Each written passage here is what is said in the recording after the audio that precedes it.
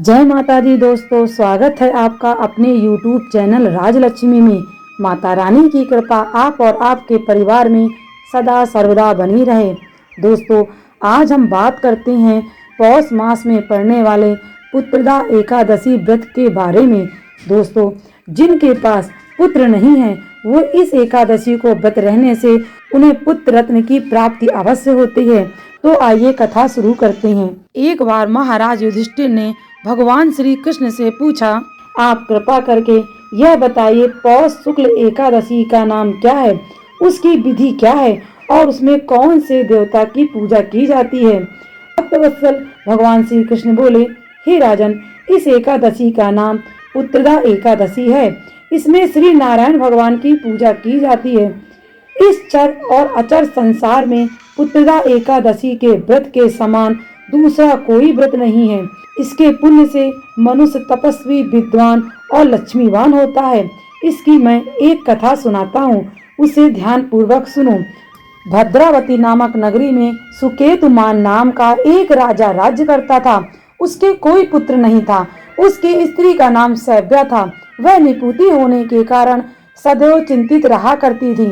राजा के पिता भी रो रो कर पिंडदान लिया करते थे और सोचा करते थे कि इसके बाद हमको कौन पिंड देगा। राजा को भाई बांधव, धन, हाथी, घोड़े, राज और मंत्री, इन सब में भी किसी भी प्रकार से संतोष नहीं होता था।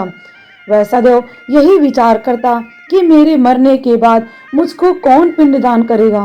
बिना पुत्र के पितरों और दिव्याओं का ऋण मैं कैसे चुका सकूंगा। जिस घर में पुत्र न हो उस घर में सदैव अंधेरा ही रहता है। इसलिए पुत्र उत्पत्ति के लिए प्रयत्न करना चाहिए। जिस मनुष्य ने पुत्र का मुख देखा है वह धन्य है। उसको इस लोक में यश और लोक में शांति मिलती है, अर्थात उसके दोनों लोक सुधर जाते हैं। कोई पूर्व जन्म के कर्म से ही इस जन्म में पुत्र, धन आदि प्राप्त होते हैं। राजा इसी प्रकार रात दिन चिंता में लगा रहता था।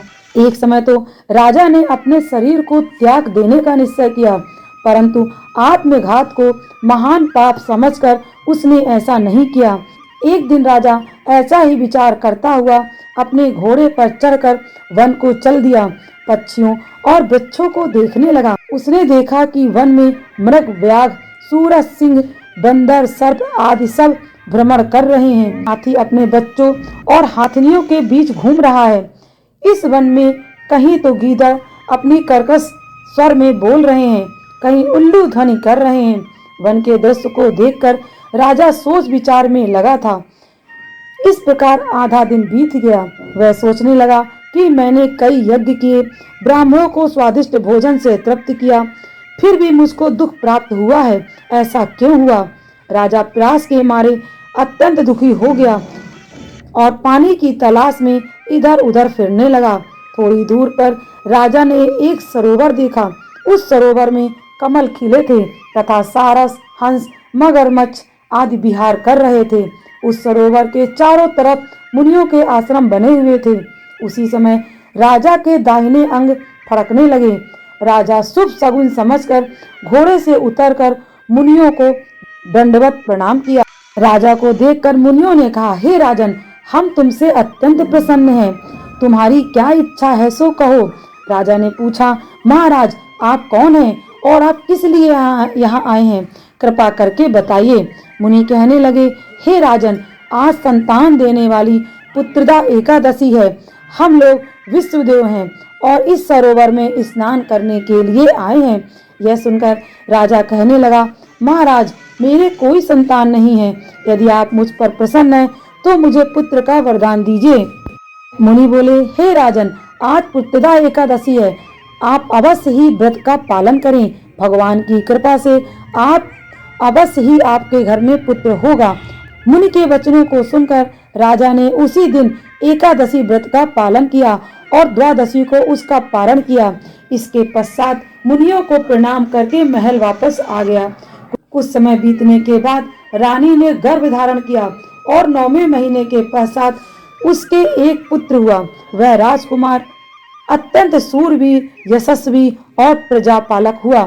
श्री कृष्ण बोले, हे राजन, पुत्र की प्राप्ति के लिए पुत्रदा एकादशी का व्रत करना चाहिए। जो मनुष्य इस महत्व को पढ़ता है या सुनता है उसे भी अंत में स्वर्ग की प्राप्ति होती है। तो दोस्तों, सच्चे मन से जो भी करता है उसे पुत्र रत्न की अवश्य ही प्राप्ति होती है। बोले विष्णु भगवान की जय।